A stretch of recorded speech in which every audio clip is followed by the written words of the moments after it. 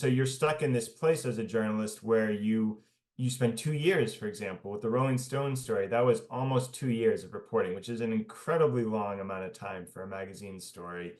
And and then, like, it gets tweeted the day it's published, and maybe something in the news happened that day, and no one looks at it, and then, like, it's done.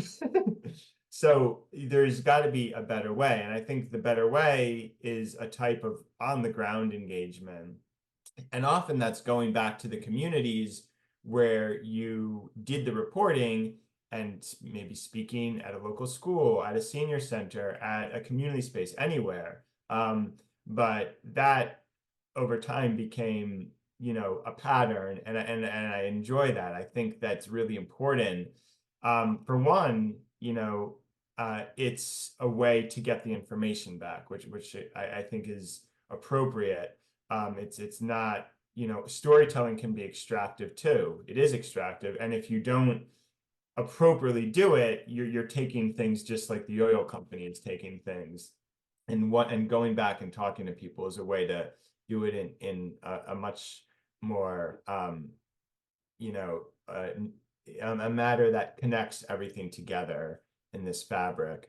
But also going back and talking is a way to keep the journalism going, because it's often when I go back to a community and convey things to an organizing group, there might be a worker who attends that, and then I have new information, and I have a new pathway to follow. So it's important to kind of shake out whistleblowers, is one way of putting it.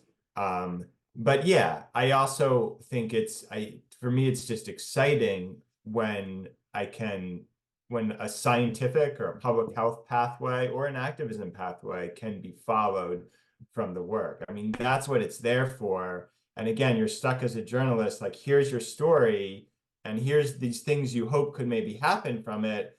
And I think a lot of journalists are scared to make that connection, because they're like, well, I don't want to be an activist journalist, and it's my job to just put it out, and if people want to build something from it, that's them.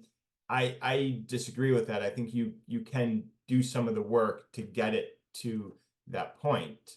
And that's an interesting discussion about the ethics of journalism. But yeah, I think it's fine to, and even, it's your job, it's your obligation to help make those connections.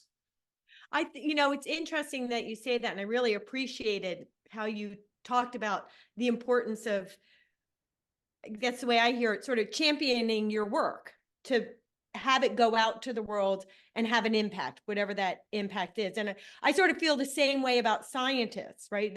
So often there are scientists, they do great scientific analysis, they write it all up, and then they let it just sit on a shelf, and they don't go out to the community and explain it and express it and engage people. But then you have other kinds of scientists like Dr. Anthony Ingraffia, right? Specifically in the fracking, who has a lot of knowledge, done a lot of research, and rather than let it sit on a shelf, he took it out and explained it to activists, kind of like what you're talking about, so that it was actually information that had an impact and got used. So I really appreciate your being so mindful about the importance and value of championing your own work to, to make a difference, which to me it is activism, but it's also like something more. It can also be for reporters who don't want to be activists. It could also just be championing your work and making sure that people hear it and are aware of it. Yeah, it's a really good point, Maya. And I spin it this way, people can say you're an activist journalist, and I'll say, no, no, no.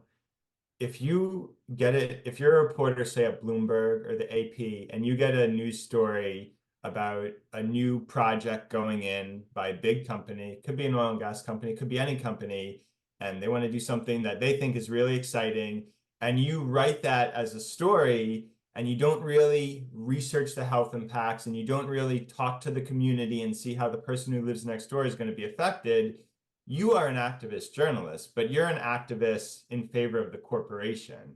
And that's not the job of journalism. We are telling the story of the people at the bottom.